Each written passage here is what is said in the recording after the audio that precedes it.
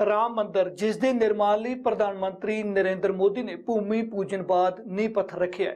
अयोध्या पहुंचे पीएम मोदी ने इस दौरान करीब 36 मिनट की स्पीच दी। सियावर रामचंद्र की, सियावर रामचंद्र की जय सिया राम, जय सिया राम।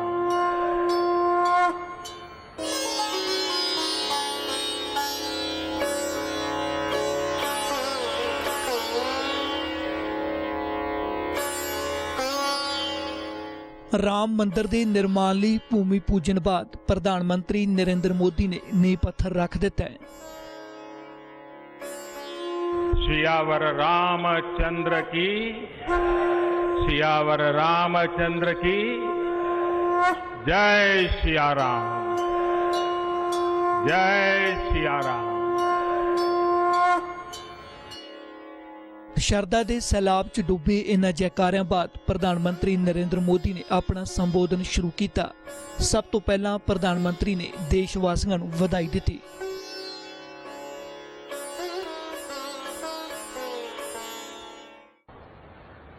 आज ये जयघोष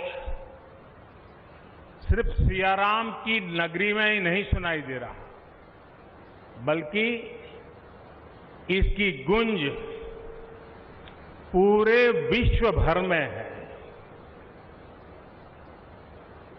सभी देशवासियों को और विश्व भर में फैले करोड़ों करोड़ों भारत भक्तों को, राम भक्तों को आज के इस पवित्र अवसर पर कोटि कोटि बधाई। इन्हां इतिहासक पड़ां लई प्रधानमंत्री नरेंद्र मोदी ने खुद नूं वडभागा दसदिआं सद्दे लई धन्नवाद कीता। ये मेरा सौभाग्य है कि श्री राम जन्मभूमि तीर्थ क्षेत्र ट्रस्ट ने मुझे आमंत्रित किया, इस ऐतिहासिक पल का साक्षी बनने का अवसर दिया।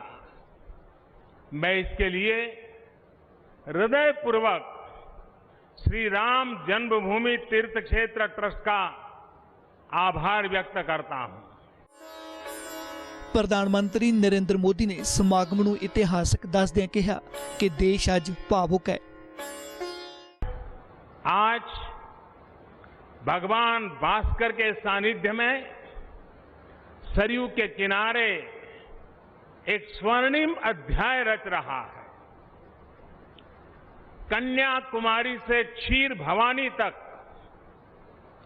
कोटेश्वर से कामाख्या तक, जगन्नाथ से केदारनाथ तक, सोमनाथ से काशी विश्वनाथ तक, समेत शिखर से श्रवण बेलगोला तक, बोध गया से सारनाथ तक, अमृतसर साहब से पटना साहिब तक, अंडमान से अजमेर तक, लक्षद्वीप से लेह तक, आज पूरा भारत राममय है।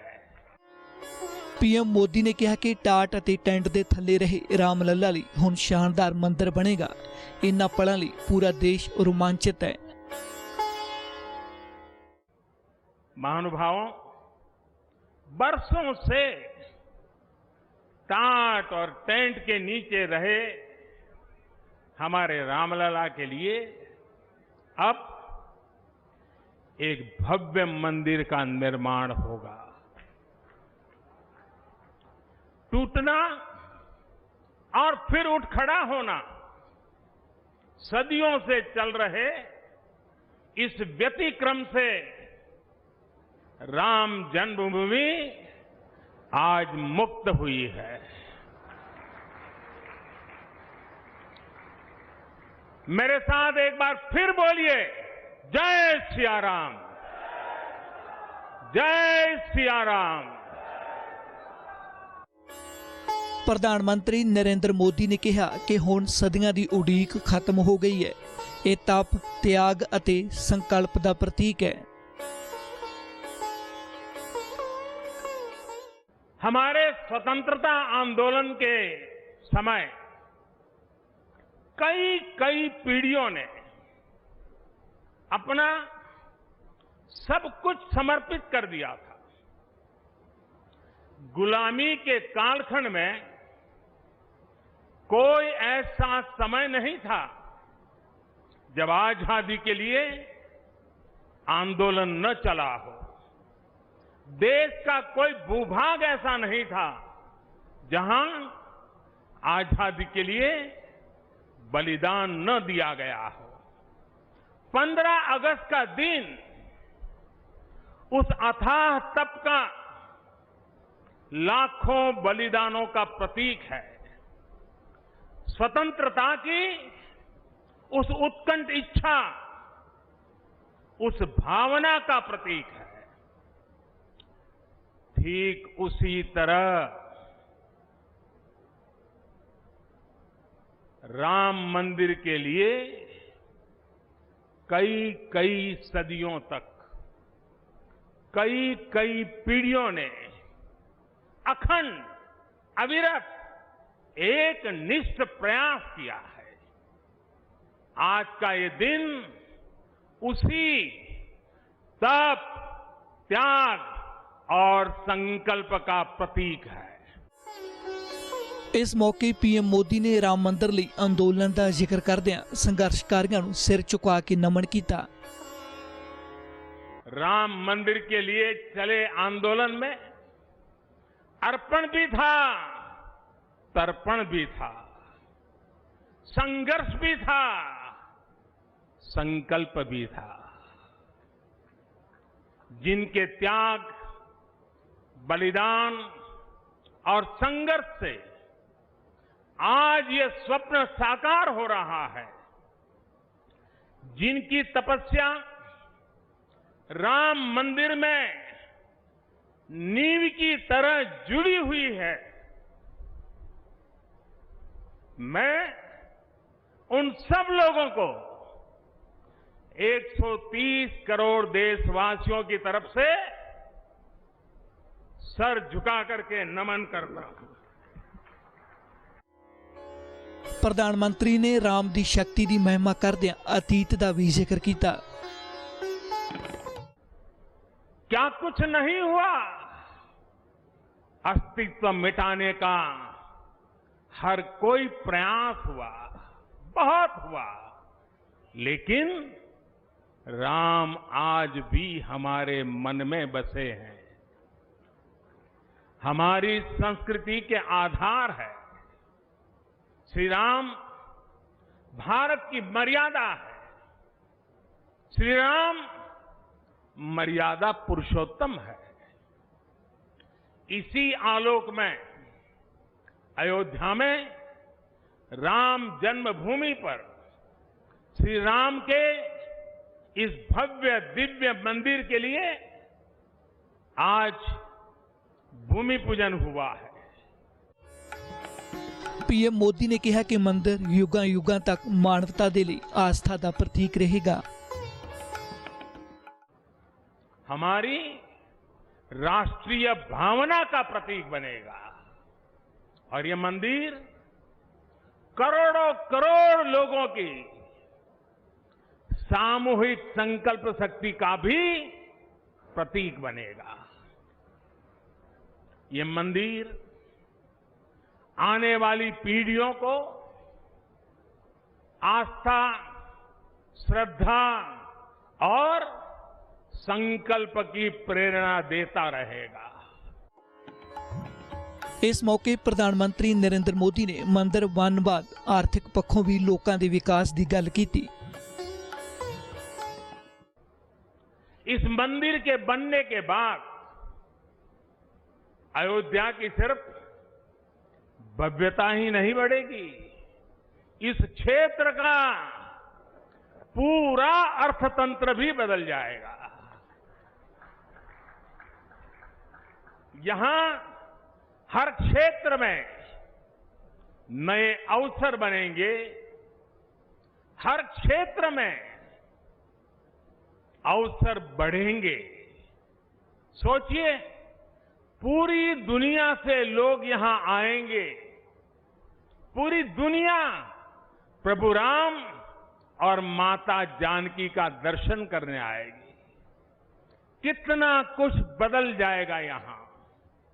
साथियों, राम मंदिर के निर्माण की ये प्रक्रिया राष्ट्र को जोड़ने का उपक्रम है। इस दौरान पीएम मोदी ने कोरोना का भी जिक्र किया, क्योंकि पूरे समागम दौरान गाइडलाइंस का ध्यान रखा गया। कोरोना से बनी स्थितियों के कारण भूमि पूजन का ये कार्यक्रम अनेक मर्यादाओं के बीच हो रहा है। श्री राम के काम में मर्यादा का जैसा उदाहरण प्रस्तुत किया जाना चाहिए, देश ने वैसा ही उदाहरण प्रस्तुत किया है। प्रधानमंत्री नरेंद्र मोदी ने मंदिर ਲਈ सुप्रीम कोर्ट के इतिहासक फैसले ਨੂੰ भी याद किया। फैसले बाद देशवासियों की मर्यादा की शलाघा की गई। इसी मर्यादा का अनुभव हमने तब भी किया था जब मानवीय सर्वोच्च न्यायालय ने अपना ऐतिहासिक फैसला सुनाया था। हमने तब भी देखा था कि कैसे सभी देशवासियों ने शांति के साथ सभी की भावनाओं का ध्यान रखते हुए व्यवहार किया था। अखीर विच एक बार फिर प्रधानमंत्री नरेंद्र मोदी ने शरदा दे सैलाब च डुबे जयकारे लगवाए।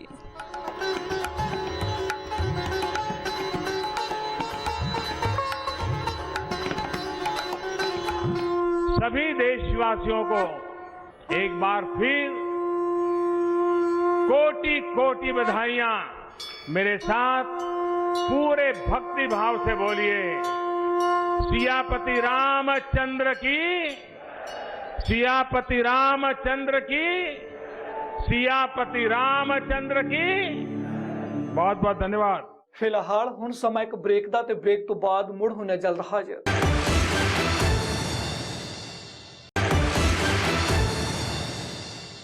राम मंदिर भूमि पूजन ਅਤੇ ਨੀਂਹ ਪੱਥਰ ਸਮਾਗਮ ਲਈ ਚੁਣਵੇਂ ਲੋਕਾਂ ਨੂੰ ਹੀ ਸੱਦਾ ਸੀ। ਪ੍ਰਧਾਨ ਮੰਤਰੀ ਨਰਿੰਦਰ ਮੋਦੀ ਤੋਂ ਇਲਾਵਾ सीएम योगी ने भी संबोधन किया। इस दौरान स्टेज के उत्तों लाल कृष्ण अडवाणी का भी जिक्र होया।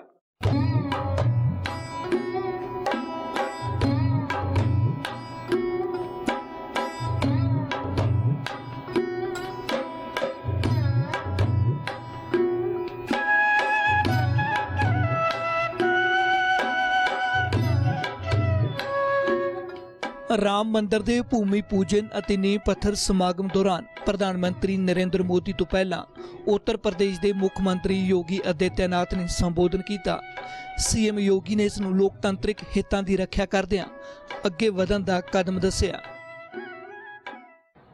500 वर्षों का एक लंबा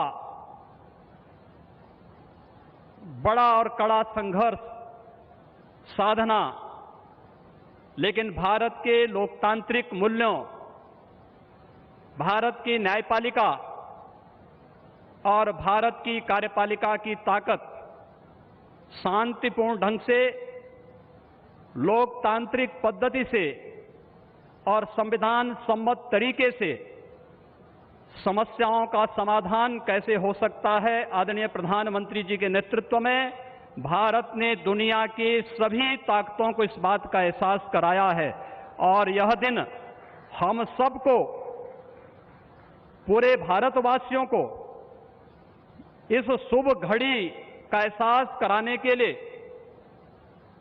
क्योंकि इस घड़ी की प्रतीक्षा में हम सब की कई पीढ़ियां चली गई। इस मौके आरएसएस मुखी मोहन भागवत ने भी संबोधन किया, जिन्हें लाल कृष्ण अडवाणी का जिक्र करदे कहा कि वो घर बैठ के इस समागम नूं वेख रहे होंगे। प्रयास किए हैं, जी जान से अनेक लोगों ने बलिदान दिए हैं। वो सूक्ष्म रूप में आज यहां उपस्थित है, प्रत्यक्ष उपस्थित हो नहीं सकते। ऐसे भी है जो है लेकिन यहां आ नहीं सकते, रथ यात्रा का नेतृत्व करने वाले अडवाणी जी आज अपने घर में बैठकर इस कार्यक्रम को देख रहे होंगे। कितने ही लोग हैं कि जो आ भी सकते हैं लेकिन बुलाए नहीं जा सकते, परिस्थिति ऐसी है। लेकिन वो भी अपनी अपनी जगह, पूरे देश में देख रहा हूं आनंद की लहर है, सदियों की आस पूरी होने की आनंद है। लेकिन सबसे बड़ा आनंद है भारत को आत्मनिर्भर बनाने के लिए जिस आत्मविश्वास की आवश्यकता थी और जिस आत्मभान की आवश्यकता थी, उसका सगुण साकार अधिष्ठान बनने का शुभारंभ आज हो रहा है। ਇਸ ਤੋਂ ਇਲਾਵਾ ਮਹੰਤ ਨ੍ਰਿਤ ਗੋਪਾਲ ਦਾਸ ਵੀ ਸਟੇਜ ਤੋਂ ਬੋਲੇ, ਜਿਨ੍ਹਾਂ ਮੰਦਰ ਲਈ ਪੀਐਮ ਮੋਦੀ ਅਤੇ ਸੀਐਮ ਯੋਗੀ ਦੀ ਸਰਾਹਨਾ ਕੀਤੀ। बहुत दिनों से हमसे पूछते रहे, राम जन्मभूमि से जुड़े होने के नाते पूछते रहे मंदिर कब बनेगा, कब बनेगा। बार बार तुम्हारे सामने यही प्रश्न आता रहा। अब हमने कहना शुरू कर दिया, एक और मोदी एक और योगी, अब नहीं बनेगा तो कब बनेगा। ਇਸ ਸਭਾ 'ਚ ਰਾਹੁਲ ਗਾਂਧੀ ਨੇ ਵੀ ਟਵੀਟ ਕੀਤਾ, ਜਿਸ ਦੇ ਕਾਂਗਰਸ ਲੀਡਰ सलमान खुर्शीद ने कुछ इस तरह मायने समझाए। इससे बढ़कर और क्या बात कही जा सकती है। ये बात बहुत ऊंचाई की बात है, ये बात एक बहुत अंदर की बात है, ये बात जमीन के भीतर बहुत गहराई की बात है। इससे अच्छी कोई बात और कही नहीं जा सकती थी। और जो राहुल जी ने कहा है, उसको अगर कोई कहता है कि ये तो सिर्फ एक पक्ष है, कि ये सिर्फ भगवान राम का पक्ष है, तो वो गलत होगा। ये मानवता का पक्ष है। भगवान राम को मानवता का भगवान माना है राहुल जी ने। और इसके साथ साथ उन्होंने कहा है कि उनकी मर्यादा पुरुषोत्तम की भी जो भूमिका है, उसको हम अपने जीवन में, उसका सार हम जीवन में ढालने की कोशिश करें। इससे बढ़कर और क्या बात हो सकती है। लेकिन ये कोई दरार डालने वाली बात नहीं, ये आपस की दूरी करने की बात नहीं है। ये सबको एक साथ करना, एक को इकट्ठा करना और सबको यूनिफाई करने की बात है। इन्हां तमाम प्रतिक्रम दे विच भूमि पूजन ਅਤੇ ਨੀਂਹ ਪੱਥਰ ਬਾਅਦ ਹੁਣ ਮੰਦਰ ਨਿਰਮਾਣ ਕਾਰਜ ਸ਼ੁਰੂ ਹੋ ਜਾਵੇਗਾ। ਮੰਦਰ ਦੇ 2023 ਤੱਕ ਮੁਕੰਮਲ ਹੋਣ ਦੀ ਉਮੀਦ ਹੈ। ਮੰਦਰ ਦੀ ਉਚਾਈ ਕਰੀਬ 161 ਫੁੱਟ ਹੋਵੇਗੀ। ਮੰਦਰ ਦੇ 4 ਦਰਵਾਜ਼ੇ ਹੋਣਗੇ ਅਤੇ ਚਾਰੋਂ ਦਿਸ਼ਾਵਾਂ 'ਚ ਖੁੱਲਣਗੇ। ਇਸ ਤੋਂ ਇਲਾਵਾ ਮੰਦਰ 'ਚ 3 ਤਲ ਹੋਣਗੇ ਅਤੇ 5 ਮੰਡਪ ਹੋਣਗੇ। ਰਾਮ ਮੰਦਰ ਕੰਪਲੈਕਸ 'ਚ 45 ਏਕੜ 'ਚ ਰਾਮ ਕਥਾ ਕੁੰਜ ਬਣੇਗਾ। ਹੁਣ ਉਡੀਕ ਮੰਦਰ ਦੇ ਨਿਰਮਾਣ ਕਾਰਜ ਸ਼ੁਰੂ ਹੋਣ ਅਤੇ ਉਹਨਾਂ ਦੀ ਛੇਤੀ ਖਤਮ ਹੋਣ ਦੀ ਹੋਵੇਗੀ। ਹੁਣ ਰੁਕਦੇ ਇੱਕ ਹੋਰ ਛੋਟੇ ਜਿਹੇ ਬ੍ਰੇਕ ਲਈ।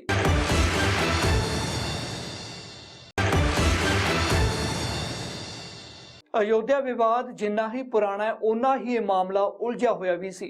अयोध्या विवाद के कुछ खास घटनाक्रम ते नजर पाने आ। श्री राम जय जय राम।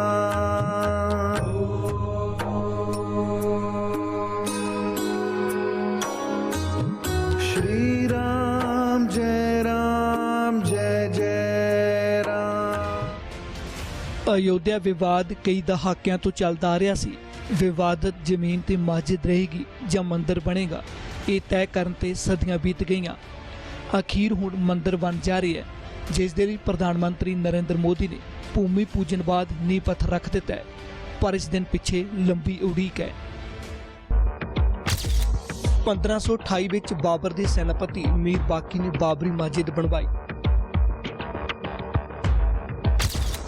1853 ਵਿੱਚ ਪਹਿਲੀ ਵਾਰ ਇਸ ਥਾਂ ਨੂੰ ਲੈ ਕੇ ਫਿਰਕੁਤਨਾ ਬਣਿਆ।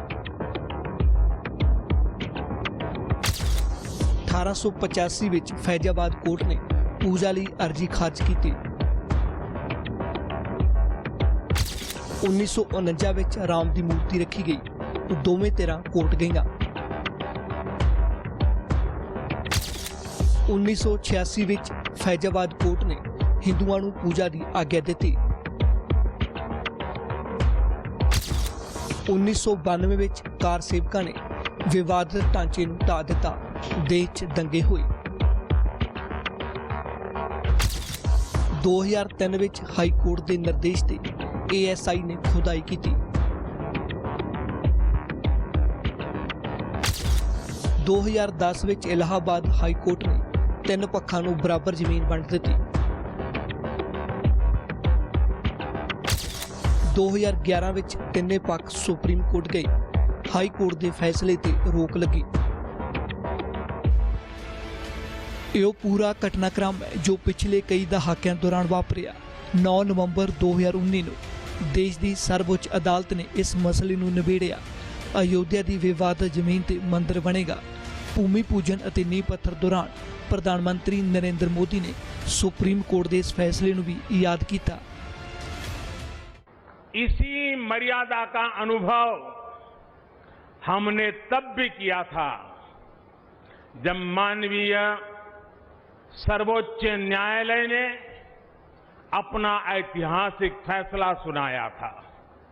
हमने तब भी देखा था कि कैसे सभी देशवासियों ने शांति के साथ सभी की भावनाओं का ध्यान रखते हुए व्यवहार किया था।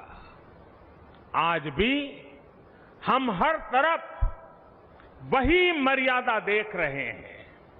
साथियों, इस मंदिर के साथ सिर्फ नया इतिहास ही नहीं रचा जा रहा, बल्कि इतिहास खुद को दोहरा भी रहा है। 500 वर्षों का एक लंबा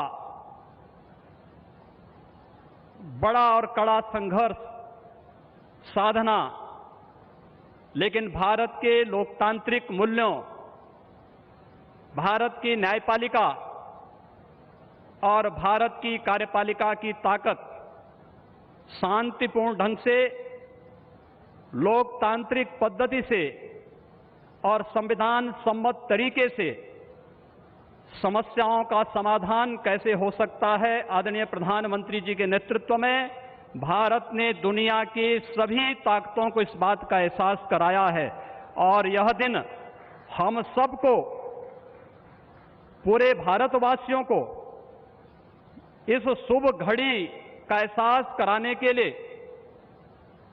क्योंकि इस घड़ी की प्रतीक्षा में हम सब की कई पीढ़ियां चली गई।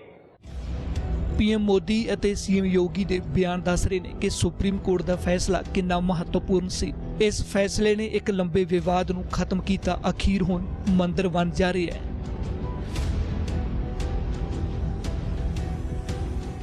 ਫਿਲਹਾਲ ਦੇ ਲਈ ਇੰਨਾ ਹੀ। ਦੇਸ਼ ਦੁਨੀਆ ਦੀਆਂ तमाम ਖਬਰਾਂ ਵੇਖਣ ਲਈ ਤੁਸੀਂ ਵੇਖਦੇ ਰਹੋ ABP ਸਾਂਝਾ।